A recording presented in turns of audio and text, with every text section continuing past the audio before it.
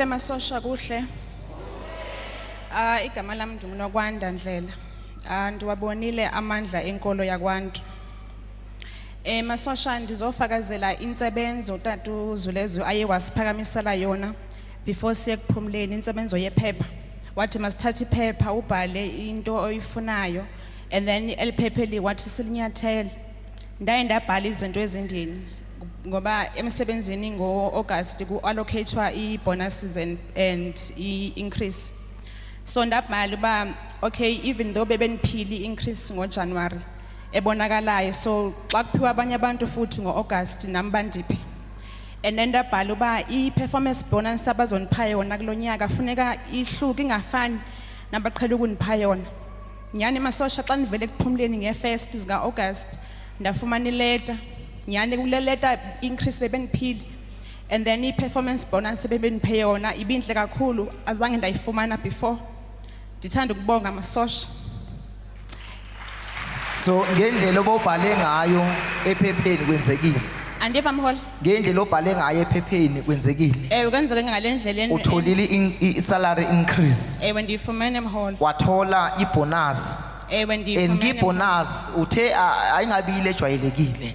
Mholi nditsho kanjalo. Ngempela wathola engajwayelekanga. Mholi ilati khona pha efonini. I-bonus ilebhalwe la ezantsi la. Performance bonus mholi. Hayi sosha. Yi-bonus straight. Masosha ndithe xa ndiyifumana le performance bonus nathi hayi mandithenge isipho for utatu Lezwe just ukubonga kuye for yonke into and then ndithengele nomama nasi. Isipho sika baba nomama. Mholi. Masibeke lana. Sozidlulisela kuyo imboni yakwantu. Kanti mbukeli ubufakazi bethu apheleli lapho sizoza eGauteng kwigatsha lethu lase-Alexandra lapho khona kunomama othi yena ngolunye usuku wathi uma eklina emsebenzini wahlatshwa yikhuni. Umama uthi waya esibhedlela lapho khona abafika bakhipha zona lezi ikhuni kodwa umama uthi wabhekana nenkinga lapho khona isandla sakhe besiqhubeka silokhu siba buhlungu. Umama uthi bethi uma ebuyela esibhedlela babefika benza ama-x-ray bangaboni lutho kodwa ngemva kokuthi umama elokhu elandelela insebenzo zesambulo ekhaya lomoya egcineni uyakwazi ukuba athole ukukhululeka ngoba zona lezi ikhuni zigcine ziyiphumela. Uyawabonga amandla kamfihlakalo.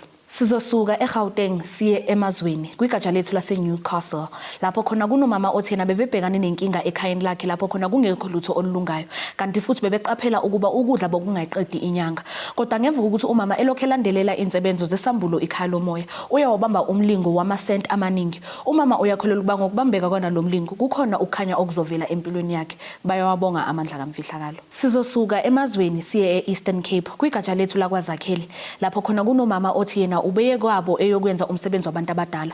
Uthe uma efika wathola kune load shedding. Uthe uma ephuma eyothenga amakhandlela ukuba azokwazi ukuba akhanyise endlini. Umama uthe uma ebuyela endlini uthe uma ebheka phezu kwetafula wathola kunamakhandlela amaningi abomvu. Kuthe kusenjalo umama uthe uma ewabheka wona lamakhandlela wathola ukuba ahlatshiwe ngamanalidi kanti futhi namareza. Umama uyakholelwa ukuba ngokubambeka kwanalomlingo kukhona ukukhanya okuzovela. Uyawabonga amandla kamfihlakalo.